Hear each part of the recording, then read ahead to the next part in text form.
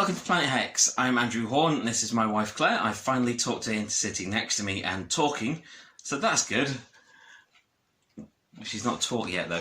We're going to talk about Friday night dinner on this episode because as we shoot this, it's Friday night and the retrospective is going to be on tonight, which we're going to watch in a little bit. So we thought we'd have a little chat about Friday night dinner because it's brilliant. How did we find it? I think we were just watching all four and decided that we'd give it a go. I think we'd spotted that it had Tamsin Greig in it. Yeah, that's always a plus, I think. And we thought a lot of people were talking about it. We'd give it a go.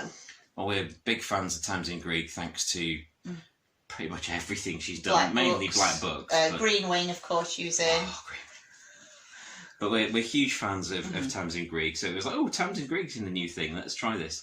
We weren't that fussed about the Sons because we weren't really fans of the In-Betweeners and stuff like that, but, you know, Tamsin Greig sold it to us, so we gave it a go and loved it. Why do we love Friday Night Dinner? I think because it's very recognisable. Most people are lucky enough to have a family, and families let their guard down with each other. The Goodmans let their guard down with each other all the time, but outsiders are sort of unwanted intruders. It's Jim at the door.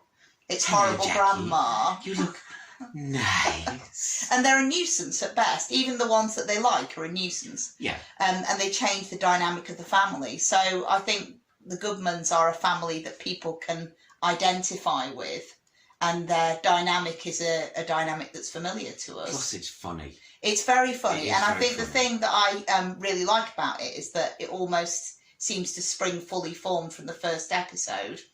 There's no real low point, no getting into the swing of things like a lot of sitcoms. Jim wasn't fully formed though. No, he was wasn't. a lot less nuts in the first series, wasn't it? Yeah, he was a lot. God bless you, more. Mark Heap. We love you, Mark Heap. I think Jim was a lot more sort of recognisably on the normal side of eccentric. He hadn't gone full weird at that point. No.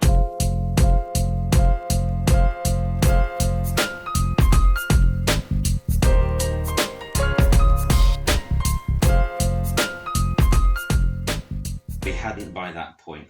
So, what's it like being married to Martin Goodman, and how many people do you think there are out there that went, that's you, that is, when looking at Martin Goodman? Anybody married to a middle-aged man will have said that. Middle-aged men married to each other will probably be arguing over which of them is Martin Goodman. Apparently I'm very much like Martin, mainly because I want a shed with some 20-year-old meat in it.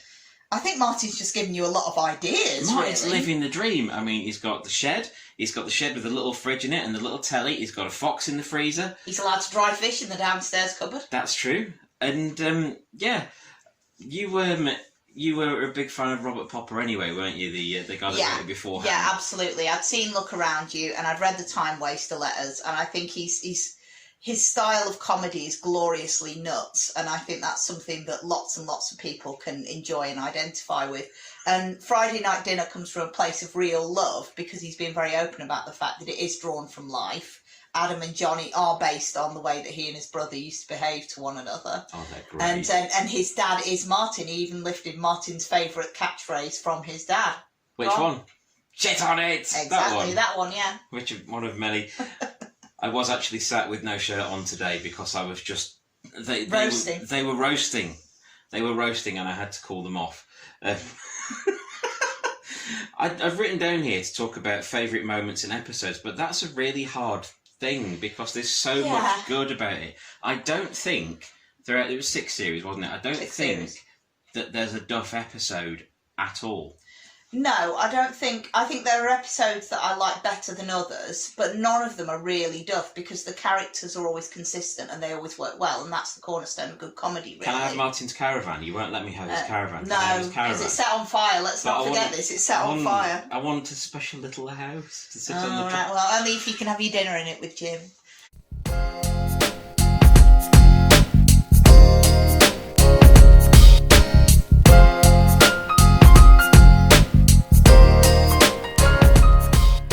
But there are some moments that are just crushing Glorious. as well. There's Glorious. some really crushing Glorious moments as well, like when Wilson passes away. Oh yeah, that was very sad That was because very all Jim sad. really has is Wilson, and you know, a sort of bemused, delicately balanced mixture of toleration and rage from the Goodmans. He only really has Wilson. I'm just thinking of when he puts the massive cross up outside their head. Yeah, It's of course, interesting many as of the well. best moments actually are Jim moments. I think Uncle Saul's funeral is a particularly good one.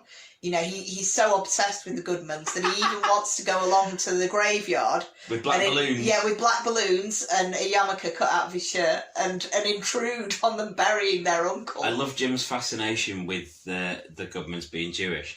That is something we've not seen a great deal of in sitcoms, and we have watched a hell of a lot of sitcoms. What, somebody being fascinated with somebody being Jewish?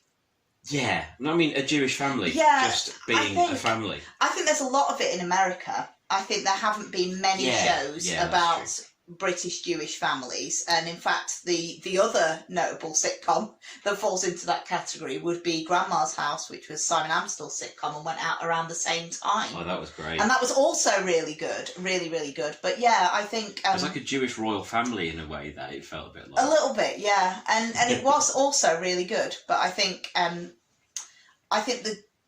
Friday Night Dinner is not a Jewish sitcom per se. It's a sitcom about a family that happen to be Jewish. Yeah. And they have Jewish cultural references throughout, like the whole concept of Friday Night Dinner. And I think that is part of them, and yet they are part of that and they transcend it. But did we really need to see Mark Heap's naked backside when he was doing his shaloms in the Jewish bath?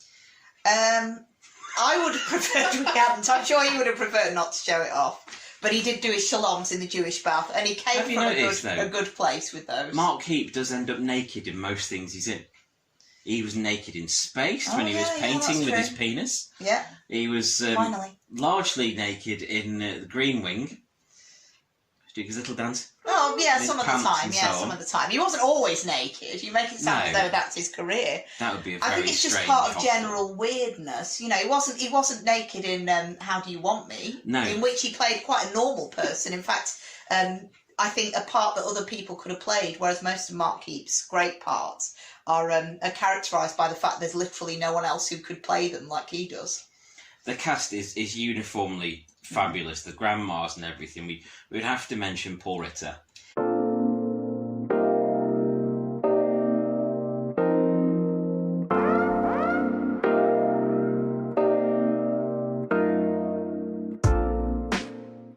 Absolutely, the late lamented Paul Ritter. I think lots of people were, because at that point he'd sort of become everybody's dad.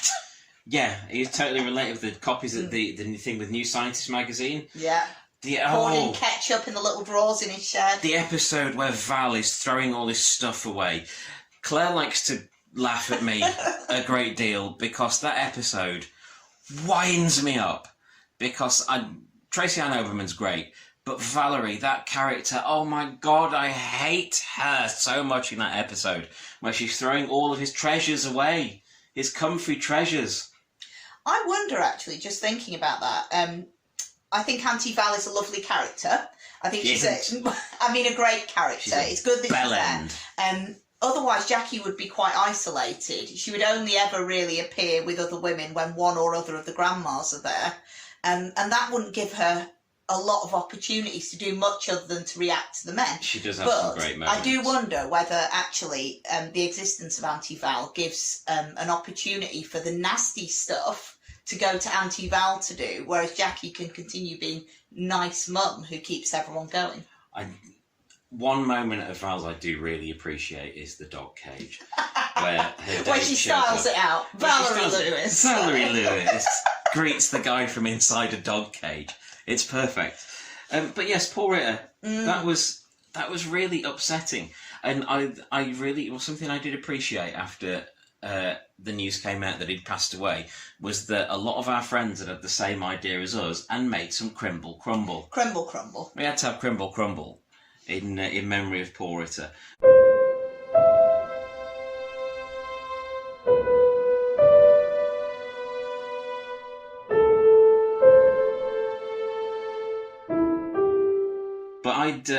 I'd seen him a little while ago on. I'd streamed Inferno, the Dan Brown adaptation with Tom Hanks in it, and I think it was that one. And he showed up in that as like an espionage type, and you described it as just to backpedal a little bit. This was not a film I was watching. I was reading. Andrew was watching the film. I was sort of looking up from time to time and occasionally commenting on what I could see. But a lot of what I saw was Paul Ritter being sort of suave in a suit on the screen and saying intelligent things. As opposed to, obviously, how I usually saw him as Martin, being half naked and swearing. So, and I said to Andrew, this film, Inferno, it's just, basically, it's Martin's dream, isn't it? This is how Martin dreams he could be, in a sharp suit, respected by people, doing intelligent things. That's like Martin's self-image. I like to think that it's Martin asleep in his shed with the smelly cloth. Lovely and smelly. Over his face, snoring away, dreaming of being in this espionage movie. But yeah, it was terrible that he went. He was very, very talented, and he made the nuts angles of Martin very believable and natural. Just doing my bits in the sink. Hello, bambinos. Of course, he had children of his own, and I do wonder whether they sort of looked at the character on screen of Martin and thought maybe there's bits of Dad that I can see that he's brought from home, and absolutely somebody of great depth and great warmth, that he brought warmth to that character, didn't he? I was very glad that there was a rumour over the last week or so that there was going to be more, and I was very grateful that Robert Popper went on record saying no, that's it, because you couldn't do it. Not without Martin. I think it had come to a natural end anyway. I think it would have been very, very hard to bring the girlfriends and the children that were expected at the end of Series 6 into the Goodman family and have it remain the same dynamic. I think that would have been hard to balance. And I think, it was a natural point. They'd been questioned all the way through the 6th series about females. And then finally, they bring these two lovely young women home and they announce that they're both expecting babies, and, it's the icing on the cake for Jackie. It may even be a little bit of icing on the cake for Martin, who knows? But it's there, and it sort of has coherence. Yeah. It went to a good place when it ended, I think. But yes, there's the raucous humour, the bizarre situations, the weirdness with Jim and Wilson, and there's Mr. Morris. There's Mr. Morris. You can't forget Mr. Morris. Oh my God, Mr. Morris! Surely an excellent. Your bloody house broke my light.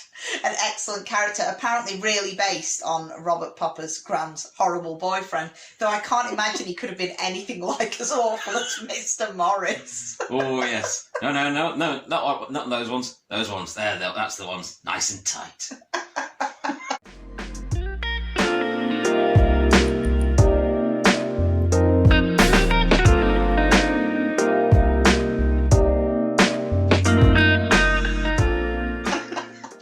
Oh dear. But the thing is, I think it's become not just a sitcom that people just hang out and watch. It's become something that's eminently relatable, that people love dearly. Like the Royal Family had. It was very relatable when that came out. And people latched onto those characters because they were so recognisable. And as daft as Friday Night Dinner can be, you really latch on to the people that were in it. Nice grandmas... recognisable, horrible grandma's recognisable, Martin is recognisable, Val is a bellend, and Jackie is just everyone's favourite idea of a mum. She's a great... But with enough sort of character to just not fade into the background. She's not Marge Simpson, she's got some real depth. And interest to her, and she's got some conflict. But she's Tamsin Greig. She could be rubbish because she's Tamsin Greig. It feels like something that is a real gift. We are really sorry that it's come to an end. Sad that it's come to an end, but it came to an end at a good place. And we're still really gutted about Paul Ritter. So we will keep having Crimble Crumble and a lovely bit of squirrel, won't we? Absolutely, absolutely. So, shall we go and watch the retrospective now? Yes, it's called 10 Years and a Lovely Bit of Squirrel, so I think lots of people will be tuning in tonight. And it does feature an interview with Paul Ritter as well. Right. Are we gonna say something else after it? After the retrospective? I think we'd be spoiling the surprise for people, wouldn't we? There'll be people watching on catch up. All right. You just want to get back in your pajamas, don't you? To be honest, a day is wasted when I'm out of my pajamas. So the last question is: can I have Martin's shed? Can I have a shed, please, that I can escape to and hide copies of New Scientist? Only if I get somewhere to escape to and hide things in, because otherwise that sounds like the parts of Friday Night Dinner which I like least, which is where the boys and Martin escape from the horrible visitor or difficult situation and leave Jackie to cope, vis-a-vis having to give Jim CPR. Effectively, if you had that shed, at some point I would have to give Jim CPR, and I'm not having that. I bet Mark Heap really enjoyed that day's shoot. I expect he did. I'm not sure Tamsin Green did. Damn sight better than having red paint dumped all over him, which did, again, echo Spaced. Where he'd also got clonked on the head by a paint can. Mm-hmm. But yes, so much blood. It's paint, Jim. So much paint. Right, tea, snacks, let's go and watch the retrospective.